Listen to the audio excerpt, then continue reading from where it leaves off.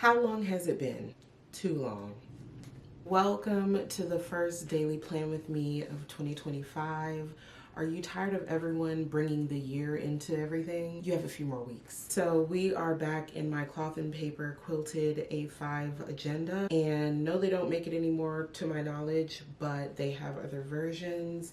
I have already done the planner setup. I have done the January plan with me, the planner supplies. So now we are well into what the plans should be. We are starting very late today. It is minutes to 11. And why are we starting so late? Because my schedule for the next couple of months, technically 3 months, will be 11 to 7:30 Eastern Standard Time. Very different for me. This is the latest I've ever worked outside of being an hourly employee somewhere. So this is different for me, but my supervisor was like, "How do you feel about it?" I said, I don't have a feeling of a negative nature because it's like I work from home. I'm not going to be stuck in traffic. It's just going to be a bit different because I have to do everything in the morning instead of after I get off work. So other than that, I don't really have a qualm about it. But yeah, so we are going to be starting at 11. The structure of the day is still the same, where I work all of the old things that I have,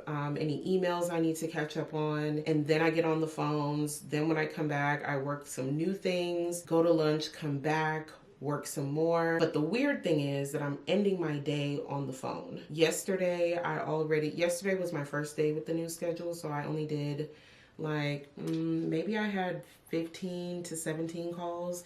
And for that last hour, I only had 2 calls. They were calls out of the West Coast, of course. 2 beautiful calls because they were quick. They weren't combative, and so that went well. Today I am focused on getting my old items out of my face. Here we go. Let me show you what I have so far. Here is my insert. So far I have a few priorities that I've written down: film my reading list video, take my vitamins, my cleaning routine of the day is kitchen and dining, and I want to finish Ethics 6. I'm going to probably put it on the screen how much I have left in the book, but I am also filming a reading vlog as well. So many moving parts here. On this sticky note, I have the things that I did this morning. I did in fact film the reading list video. I timed myself to make sure that I wasn't going to be late, and I did a quick grocery run before that. I've already imported the footage for the video, so I feel like that is a pretty productive morning. Even though I worked out the first day of the year, I haven't been back. It's not like the gym is far, far away, but I have made a choice to not make it a morning thing. Okay, so what we're doing for the first, let's say 30 minutes or so, I am going to be working some old things that I have out here, and then we'll come back when I finally get on the phone. Feels good to be back. We'll see what kind of calls we get. And I need to put gratitude log on my priorities. I have to add my gratitude log. We're gonna turn on some lo-fi, get some work done, and go from there. Okay, what's this one?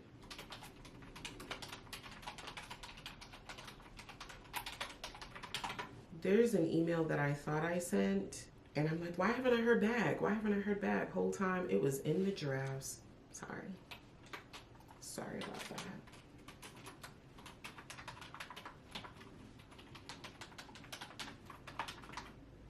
Can I spell? I can spell. I know that I can spell.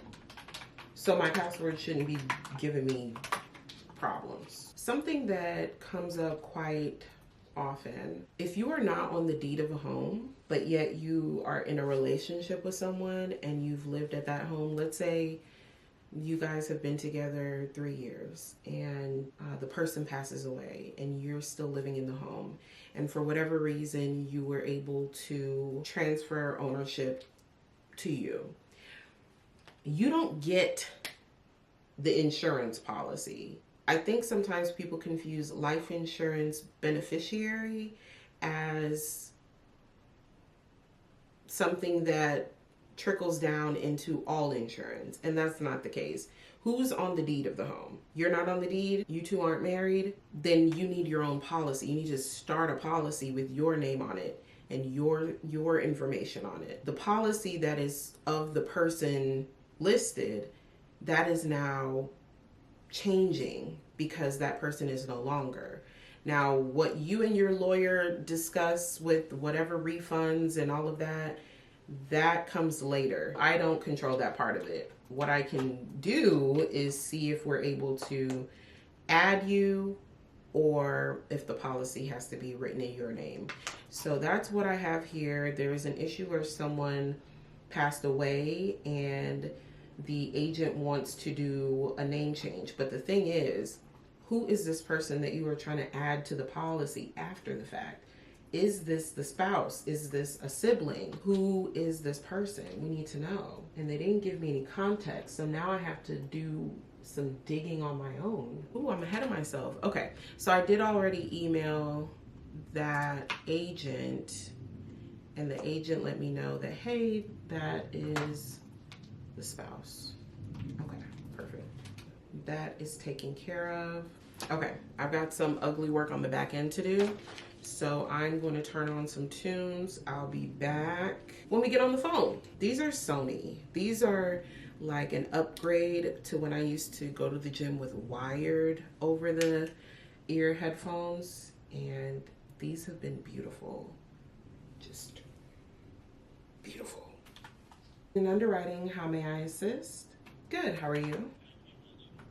And how may I assist?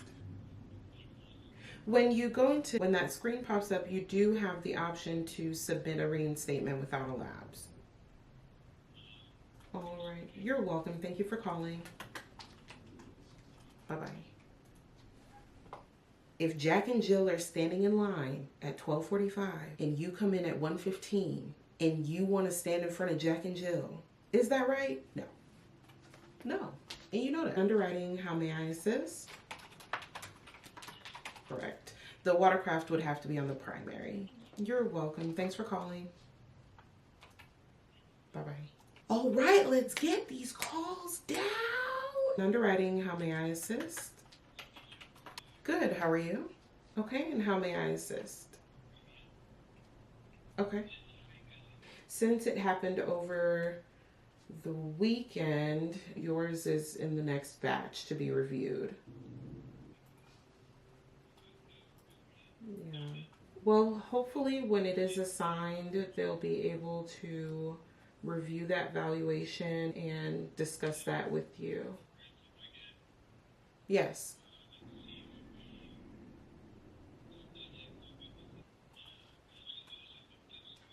Yes. All right. Well, I thank you so much for calling. I don't work those, so I couldn't really help him, but he thought my name was Celeste. So there's that.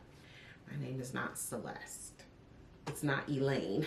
It's not. I've been called quite a few different names. In underwriting, how may I assist? Okay. No. You're welcome. Bye-bye. That information could be found in our documents. In underwriting, how may I assist? Good. How are you? Are they scheduled? So the same rules would apply for the firearms. What is their policy number? Thank you. Do you mind holding a moment? I always get very when people call about their guns. So when they call about their firearms, I get a little ooh. Why do you want to know that? What are you doing over there? Let's see. Let's see what they have.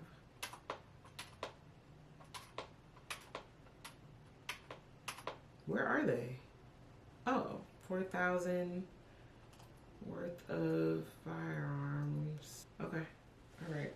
Up to that amount, correct. But it's the client's responsibility to update us if that firearm is no longer at that value. Because if it was worth 8,000, then we would have asked for documentation. Correct. You're welcome. I don't know what it is about today, but every call can't be 18 minutes. Every call can't be 18 minutes. We gotta pick up the pace. Every call can't be 18 minutes. And I'm here to tell you, as the person giving the answers, they don't need to be 18 minutes because I answered it in 4. You know what I mean? So you're dragging it. Your client has a home that is almost $1.5 million in a place that is expensive.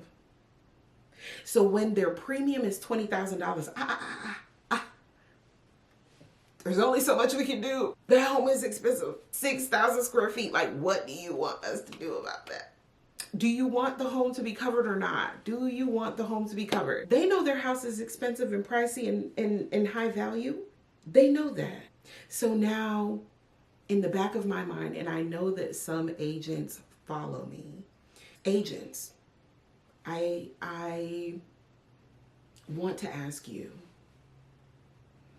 are you asking underwriting these questions for you, or did the client ask you these questions? Because sometimes I wonder, does the client know that you are calling us about this, or do they not care, but they are complaining, but not complaining to the point of leaving you? You get what I'm saying? Some of the calls feel like the client's not leaving, but they wish it was lower. In underwriting, how may I assist? Hello? Oh, okay. Unfortunately, the policy would have to be rewritten in that case. Yes. You're welcome. Thanks for calling. You too. Bye bye. That call was 1 minute and 8 seconds. You see how we greetings, ask the question, I answer the question. You do a follow-up question, I answer the question, you close it out. It could all be so simple. It could all be so simple. But sometimes it's not, honestly, seriously. Sometimes it's really not that simple. But I get it. I get it. I have to do math. I have to calculate credit. What's the date? 1/5. $17 back. It's so weird, this new schedule. 5. It is 5:13. I had to do a few follow-ups. Okay.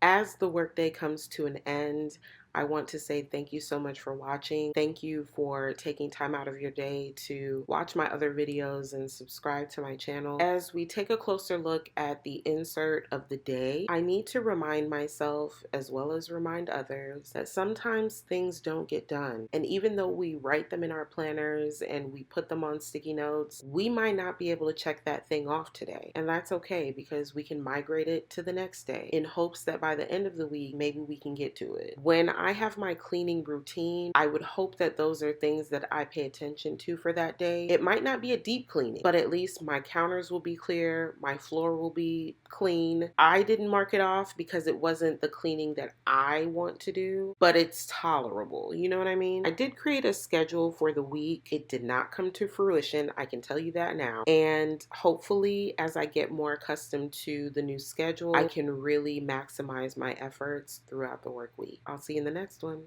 Bye.